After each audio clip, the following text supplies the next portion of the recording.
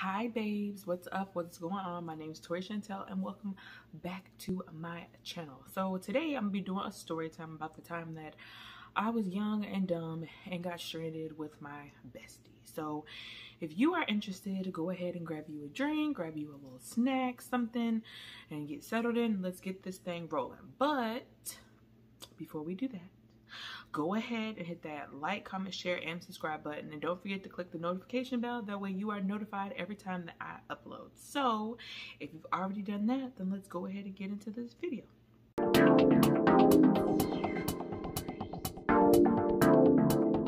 Now, I will say that I am going to change the names of the people of the story that's involved in this, even though I don't talk to them. I mean, this happened literally many moons ago. This happened like 10 years ago, but so anyway, let's just get into a little bit of backstory. So when I was 18 years old, I lived in Atlanta with my dad and the rest of my family, and I went to cosmetology school. That's where I went to cosmetology school at. So back then I had this bestie, and her name was Delilah, okay? Me and Delilah literally did everything together. We were together 24/7. We were party girls. Like, there was not a party that we did not miss. We were all over the place, just acting up, having fun, and that was like my ride or die besties, okay? Delilah had a boyfriend, and his name was Brandon. And Brandon was somebody that she had previously dealt with. He was like her college sweetheart or whatever. And then they end up reconnecting like a little bit past summer of 2011, okay? Now, Brandon also had a friend named Jamal. No, we're not going to call him Jamal, because I know somebody named Jamal in real life. We're going to name him Jerome, because I don't know anybody named Jerome. But anyway, we're going to name him Jerome. And he was just somebody that just kind of kick it with, okay? Now, previously to this story, we had taken a road trip down to where they lived. Like I said, I lived in Atlanta at the time. They lived in a small little country town in the middle of South Georgia. So we had been down there before, but I mean, this was literally like months before this story happened. So, okay, so boom. So it started MLK weekend, and Delilah and I were sitting at school on a Saturday, because on Saturdays you had the option to either come to school because you wanted to make up hours, or you know, if you wanted to get ahead and like learn and stuff like that, but onto the clinic floor. And I didn't have a job at the time, so basically coming on Saturdays was, you know, how I started to make my money. So after a long day on a Saturday, you know, getting these clients in and out, Delilah and I, we were bored, and so we were trying to figure out what we're going to do. It was Saturday night. We're trying to figure out what we're going to do, where we're going to go. You know, at that point, back then, obsessions was a thing. If you know about obsessions on a Saturday night, Saturday night, then you know. And we didn't really want to go to Mansion, because that was another hot spot that we used to go to, like, all the time. But we were, like, bored. We wanted to do something else. So I think I came up with the idea, or maybe she came up with the idea. It didn't matter. Either way, somebody came up with the idea that we should go on the road trip and go see the boys. And so the other friend, instead of us putting on our thinking caps, and I have to tell you, there were a lot of times that the thinking caps were not on, okay? The intuition was not there, but like I said, I was 18 at the time, so all these things hadn't fully, like, developed in me yet. So we get the idea to go down to see the boys, and then the other friend, you know, is like, yeah, let's go. So we ended up calling to talk to them, basically like, hey, you know, we miss you guys. We want to come down there, come chill, come kick it, blah, blah, blah. And they were like, yeah, all for it, like, come through, roll through, whatever. So the plan was, would spend the money to get there, and then when we got there, Brandon was supposed to give us the money to come back. Now, that's why I say that the thinking caps were not all the way on, and I'm going to tell you why, but I'm going to tell you why later. So we were like, that was all we heard was yes, and to us it was like a green light. So we went home, we packed our bags, and then we got on the road, because it was like a 3-hour road trip. Like we were going far, but we really weren't going like far, you know what I mean? Like, we wasn't going like across the country or nothing, but still, like, it was a little bit away. We was on the car on the way down there, and we was having us a good old time. It was, in our mind, it was up and it was stuck. Like, we was finna get lit. So here comes another red flag. So we get down there close to where we're going, and we're down this dark country road, and we get pulled over by the police. And so there's a small little college down there, so we just kind of made it seem like, you know, we were college kids on the way back to the dorm. And so, you know, the cops told us to, like, basically just slow down and then, you know, get there safely, basically. Now, this part is a little sketchy because of the fact that, like, anything could have happened to us. Like, and I mean, really across the whole story, like, anything could have happened to us. Like, this cop could have arrested us and we could have went to jail. Like, he could have killed us and nobody would have known. Like, anything could have happened. But we didn't take it for the sign that it was, and we just was like, whatever, you know, we finna go party. So we end up getting to where we were gonna go, and sure enough, we get down there, you know, and we just having us a good old time Saturday night. It's like, woo, you know, party. So the plan was that we were gonna stay until Monday. We was gonna go home on Monday because, like I said, it was MLK weekend, so we didn't have school on Monday. So we just figured we'd go home on Monday. That way we sleep, and then we'd be back in class on Tuesday with everybody else, right? So we, in our minds, was gonna have a good old grand old time. Sunday, we had us a good old grand old time. Like, and like I said, it was a small country town. Like, this literally has like 2 stoplights, a Huddle House, and a Walmart. Like, you pretty much had to make your own fun. And so we were staying at Brandon's house, so, you know, we had to just make our own fun. And at that point, you know, fun just meant doing like stupid stuff. You know what I'm saying? I'm not going to incriminate myself, but I think you can kind of like catch my drift.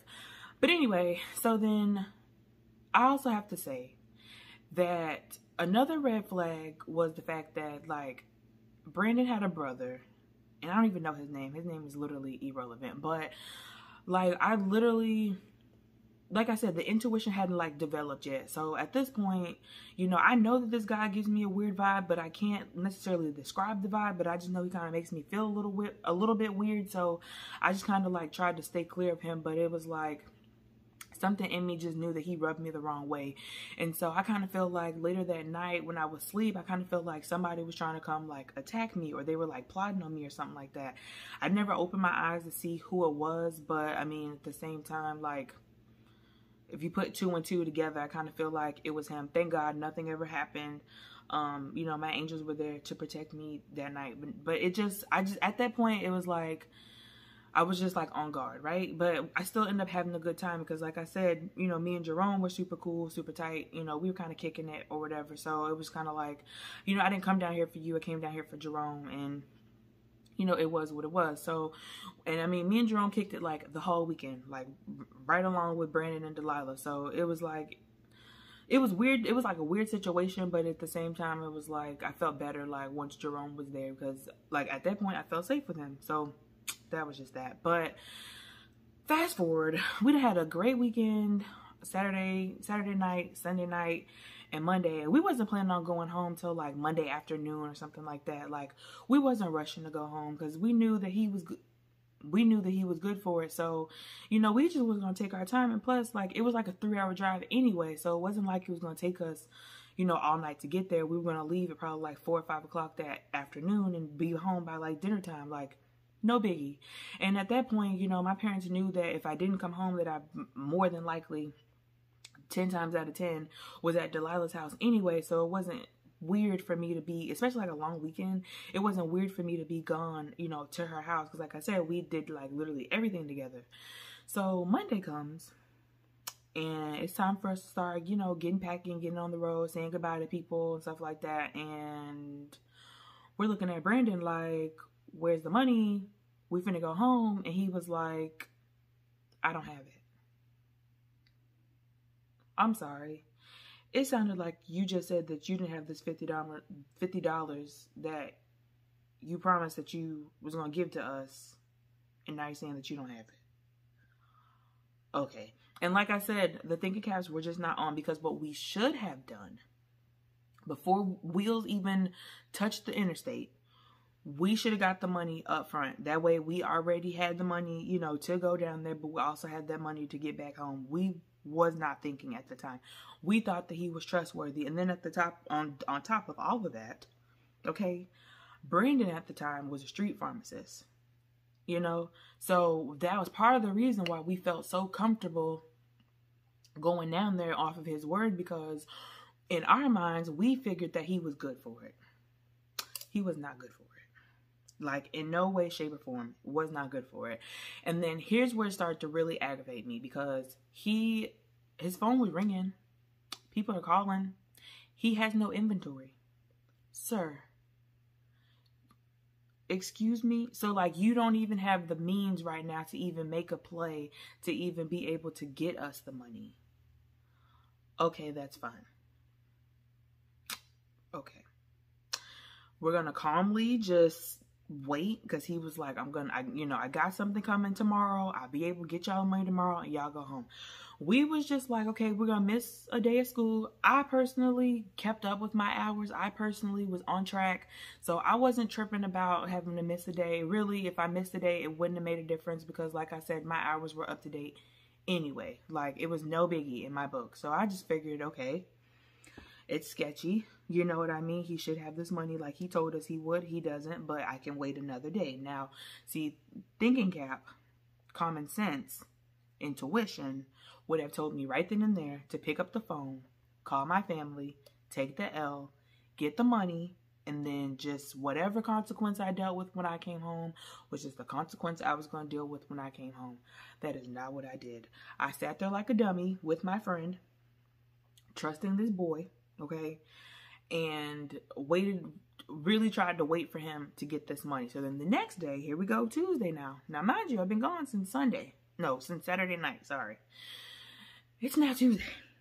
First thing Tuesday morning, I'm up, because I'm like, listen, I know this trap is finna be booming. I know he's going to get this money. I'm going to get to go home. So I was up like 6:30 at this point, because I'm like trying to wait and see what he's going to do. Because in my mind, I'm like, shoot, we could still make half a day at school. And if not, we're still going to be back at home. Like, that was the goal.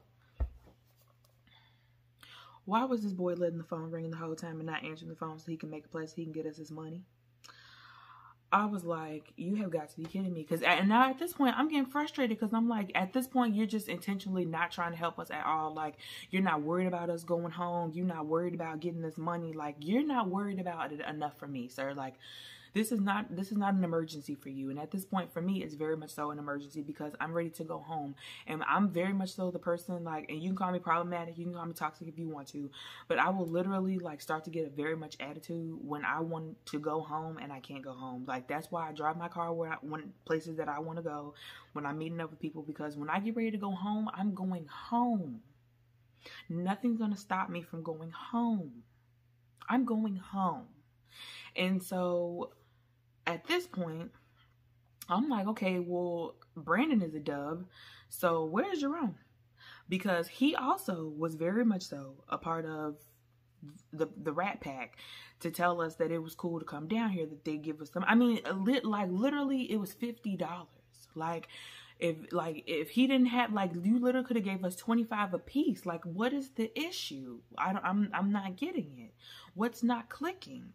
It's $50. I mean, and this is 2012 at this point. $50 was like nothing. What's the issue? So we go on the streets and start looking for Jerome. We went to his house. We went to his mama's house. We went to his job. Literally everywhere that somebody told us that he might be there, he was not there. Literally nowhere to be found. Wasn't picking up the phone. Of course I called. Wasn't picking up the phone. Like, completely ghosted.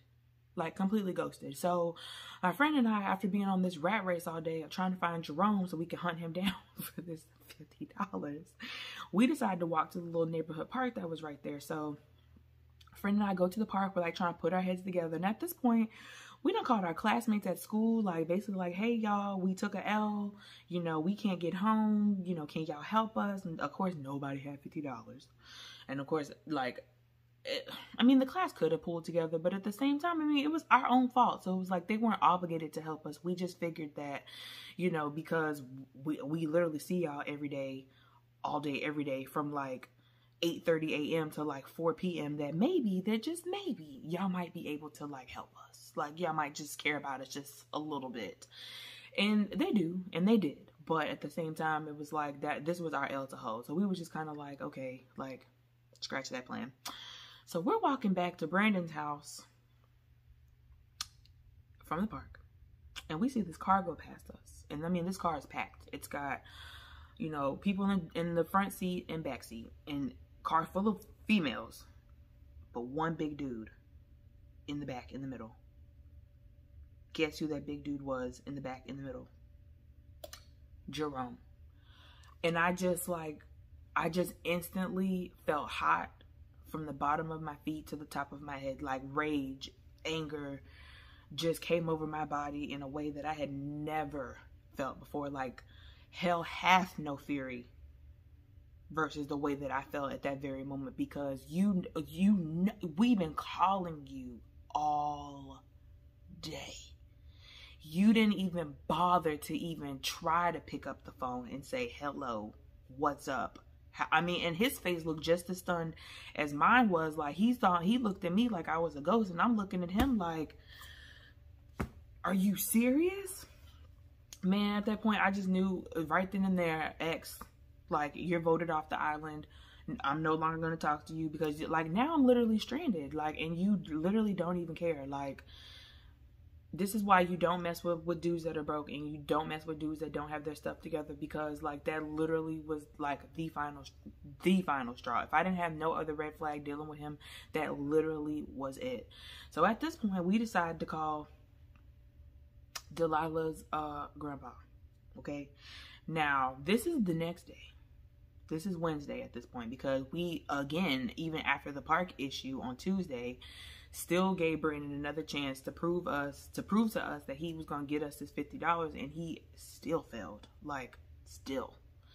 And so at this point, it's like, okay, now we got to start calling at least parents or grandparents or somebody that could help us out, because like we're literally stuck at this point. Like in the middle of South Georgia, in the middle of bumfuck nowhere, where literally nobody knows where we are, because we hadn't told no parents that where we are. So we end up to decide calling Delilah's grandfather, rest in peace, and he lives here in Houston. So he ended up sending us the money once he got off the boat. But guess what? He sent it at 7 p.m. Houston time, which meant 8 p.m. in Georgia. The Walmart closed at 8 o'clock. Like, literally, salvation is right there on our fingertips, and we literally still can't get to it, because like I said, it's a small country town. Like the Walmart, there's no reason for at that point there was no 24-hour Walmart there.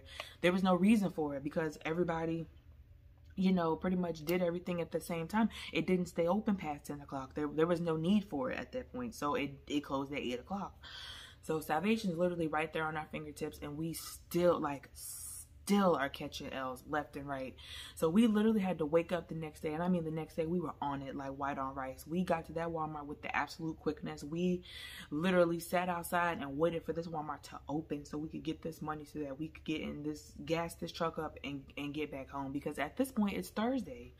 We left on Saturday night. Like, could have been very much so like filed a missing persons report at this, like, the intuition was not there. Like, there were so many red flags along the way, and we literally ignored all of them just because we were just young girls and we just wanted to have fun. Like, we didn't think about none of that. We didn't think nothing through. And I mean, once we got back home and stuff like that and got rest and got back to school, of course everybody was like, oh my God, you guys made it. Like, yeah, no thanks to y'all. Like, you know, things but no things. But I mean, it's funny now, like, thinking about it, but in the moment it wasn't funny, because I was so ready to go home. And that was like, seriously, it was so dangerous. Like, just learn from my mistakes, the youngins that watch this video, and literally, if there's a red flag about situations, like, please follow them. That gut intuition that you have, it's there for a reason. Please follow it. Like, and especially as a young woman, you have to be on your guard, you have to be on your toes. So please don't ignore them, because they're there literally for a reason. But that's my story, and I'm sticking to it. You guys, please take my L and learn from it. But that's all I got to say about that. Me and Delilah, we stayed friends for a really long time. So after that, our friendship didn't fall apart until, you know, years later. But there's no bad blood or nothing like that. I wish ill on her nothing. I wish her nothing but the best. But we just, you know, outgrew one another, and that's fine. But anyway, I'm gonna go ahead and get out of here. If you made it to the end of this video, just comment young and dumb. Because thanks for holding on to me. And also too, you can put down in the comments what you did that's stupid too. Like, there's literally no judgment. Like, I've done plenty of other stupid stuff, but this was just an L that I'm willing to share. But, and also too, a little shameless plug, if you do like the lashes on my eyes, this is in the style Goddess. It'll be featured on my website, Chocolate Bae Beauty, launching May 5th. So go ahead and check it out when you get a chance. So I'm gonna go ahead and head out so I can get cleaned up from the day. I've been messing with these kids all day, and I'm gonna wash the day off and go to bed. But until next time, you guys, thanks so much for tuning in. I love you so much, and I'll catch you on the next one. Bye.